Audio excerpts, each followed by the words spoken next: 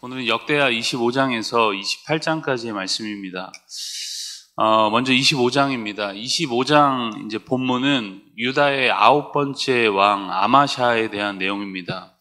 이 아마샤는 25세에 왕이 되었고 29년간을 이제 다스리게 되죠. 아마샤는 이제 평가가 어땠냐? 정직하긴 했지만 온전하진 않았다. 그렇게 이제 이야기를 합니다. 왕이 된 후에 자신의 아버지 요아스를 배반해서 이제 죽인 신하들에게 복수하는 일을 하게 되죠. 그리고 에돔과 전쟁을 합니다. 그런데 이제 군대의 숫자가 적다 보니까 북이스라엘에 이제 10만 용병을 고용하게 됩니다. 그런데 어떤 하나님의 사람의 조언으로 이제 그들을 고용했던 용병들을 그대로 다시 돌려보내게 됩니다.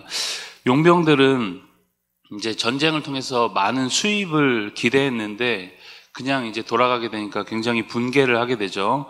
그들은 되돌아가면서 이제 남유다의 여러 성읍들을 약탈하게 됩니다. 이렇게 북이스라엘의 용병을 돌려보내고 유다가 이제 에돔과 전쟁을 하게 됩니다. 대승을 거두게 되죠. 그런데 14절에 보면 이제 아마샤가 어처구니 없는 일을 저지르게 됩니다. 자신이 정복한 에돔의 우상을 가져와서 자신의 신으로 삼고 그것들에게 분향하며 이제 제사하는 그런 일을 하게 되죠. 그 결과 후에 벌어진 북이스라엘과의 전투에서는 이제 대패를 하게 됩니다. 그리고 아마샤 왕이 포로가 되게 되죠. 결국 아마샤 왕도 이제 반란에 의해서 죽임을 당하게 됩니다. 왜 이런 일이 벌어졌을까? 27절에 보면 아마샤가 돌아서서 여호와를 버린 후로부터라는 그런 표현을 하게 됩니다. 그가 끝까지 이제 하나님을 향한 신앙을 지키지 못했던 것이죠. 실상은 이제 한 왕의 타락이 나라 전체에 이제 영향을 미치고 있는 그런 모습들을 우리가 이제 이 역대기를 통해서 쭉 볼 수가 있습니다. 26장을 보시면 26장은 이제 우시야 왕에 대한 이야기입니다. 우시야 왕은 이제 강성한 왕이었습니다. 대내적으로 위상이 뛰어났고 굉장한 그의 군사력도 이제 소개가 되고 있습니다.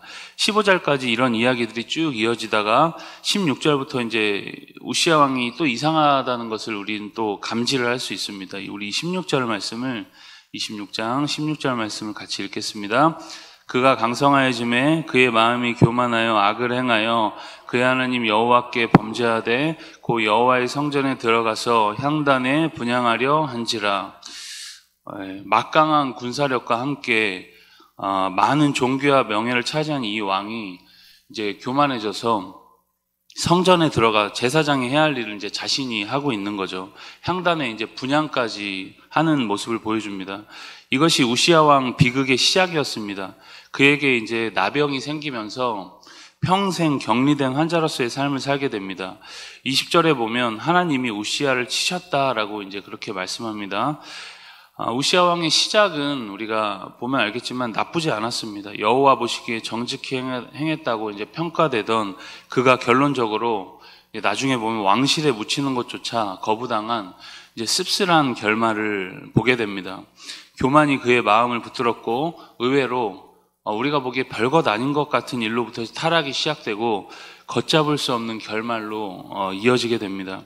27장으로 가시면 27장은 남유다의 11번째 왕인 요담에 대한 말씀입니다.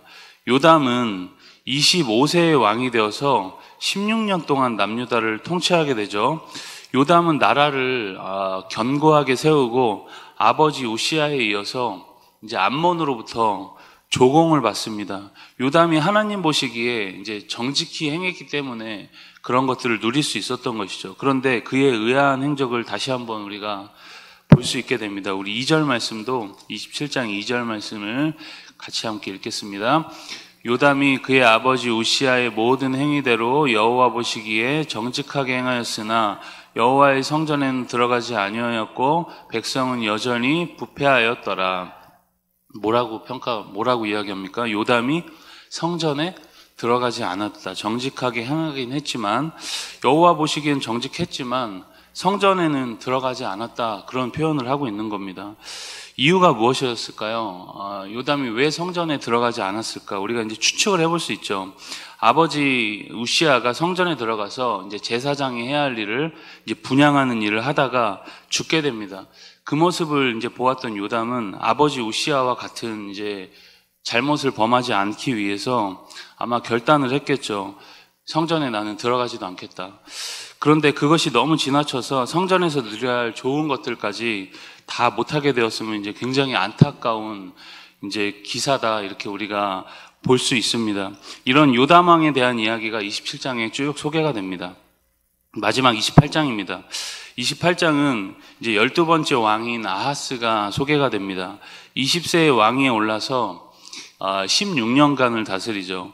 지금 남유다는 사면 초가의 상황에 빠져 있습니다. 동쪽에서는 에돔 군대가 공격해 오고, 서쪽에서는 블레셋이 공격하고, 그리고 북쪽에서는 아람과 북이스라엘 연합군이 침공해 왔습니다. 이제 절체절명의 위기에서 아하스는 이제 어떻게 행했을까? 2절에 보면 잘 또 주님 앞에 엎드려 주님의 뜻을 구했으면 좋았을 텐데 바알 우상을 만들죠. 여러분, 지금까지 많은 왕들이 바알과 아세라를 섬긴 적은 있지만 우상을 직접 만들지는 않았습니다. 그런 일을 한 것은 이제 아하스가 처음이었습니다. 더 나아가 3절에 보면 흰놈의 아들 골짜기에서 분향하고 자녀들을 불사르는 이제 이방 문화를 앞장서서 행합니다. 몰렉에게 이제 인신공양을 하는 거죠. 끔찍한 일을 이 왕이 앞장서서 하게 됩니다. 5절에 보면 하나님은 그에 대해서 이제 조치를 취하십니다. 아람군에 참패하고 북이스라엘에 대패하게 합니다. 왕자와 고관들 그리고 군인 12만 명이 죽임을 당합니다. 뿐만 아니죠. 20만 명이 포로가 되어서 북이스라엘의 수도 사마리아로 끌려갑니다. 이제 이게 큰 그림으로 보면 시대적인 고난을 유다가 당하고, 유다 나라가 당하고 있는 거죠. 징계를 당하는 겁니다. 이 외에도 여러 이야기들이 28장에 등장합니다. 그의 최후는 왕들의 묘실에 들어가지 못하고 예루살렘 성에 묻혔다라는 기사로 끝이 납니다. 여러분, 우리로 말하자면 이제 현충원 국립묘지 대통령 묘역에 묻혀야 하는데 일반 공동묘지에 왕이 묻혔다라는 그런 표현인 것입니다.